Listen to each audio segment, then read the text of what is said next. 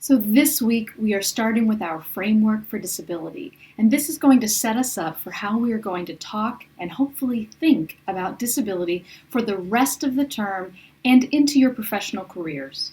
Today I'm going to briefly introduce the concept of the social model of disability, and this comes directly from your reading of the Fine and Ash article and the English article, which are linked below. First, there are 5 assumptions that people typically make about people with disabilities. 1.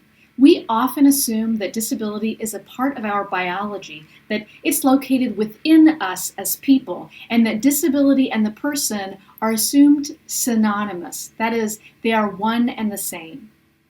2. When a person with a disability faces problems, we most often assume that it's the disability that causes the problem, regardless of what the problem is. Third, we often assume that a person with a disability is a victim. There's actually been a ton of social psychological research on this, and I can point you to some of that later in the semester. 4. We usually assume that disability is central to the person's self-concept, self-definition, social comparison, and reference groups. And while that may be true for some people with disabilities, it is definitely not true for all people with disabilities. And finally, 5, we usually assume that having a disability means that the person needs assistance and social support forever. Now, in our educational context, we are talking about the educational needs of people with disabilities, but this is just one small part of their lives. What you must take away from this class is that having a disability is part of the human experience. If you live long enough, you will likely experience disability at some point in your life, either through illness, through injury, or even just the aging process if you're lucky. In other words, disability is a normal part of most of our lives. We generally think about people with disabilities as a separate group of people with specialized needs who have to have things done for them rather than being a part of our universal community.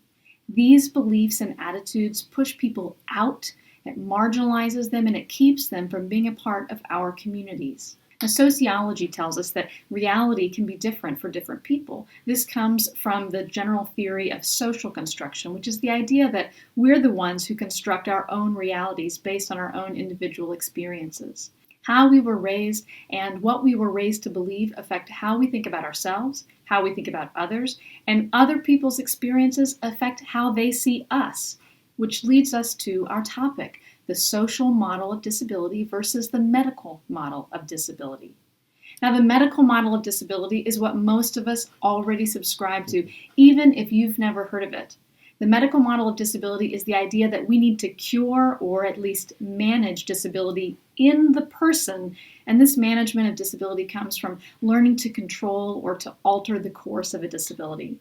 The medical model has also created the idea that compassionate, just societies invest resources in healthcare and related services in an attempt to cure disabilities medically, to expand functionality or improve functioning, and to allow persons with a disability to have a normal life. In other words, people with disabilities are defined as the medical condition, with the person part being put on the back burner of policy and interaction with those individuals. But the social model of disability identifies the systemic barriers like negative attitudes and exclusion by society, whether that's on purpose or inadvertently. And that this means that society is actually the main contributing factor in how people with disabilities experience the world. That is, society disables people. While we have physical, sensory, intellectual, psychological variations that cause different functional limitations or impairments, these don't have to lead to disability unless our society fails to take into account and to include people regardless of their individual differences. Think about it this way. Deafness wouldn't be a challenge for people if everyone signed. Using a wheelchair wouldn't be a challenge if all of our transportation, housing, and communities were accessible. When we put our focus on removing the barriers that we as a community create for people with disabilities, instead of focusing on the disability itself, then we're focusing on inclusion and the people in our community rather than on their diagnoses. So as you read the articles this week, try to really challenge the assumptions that you have. Read these articles with an open mind, and I look forward to seeing and learning about your new ideas in your work this week.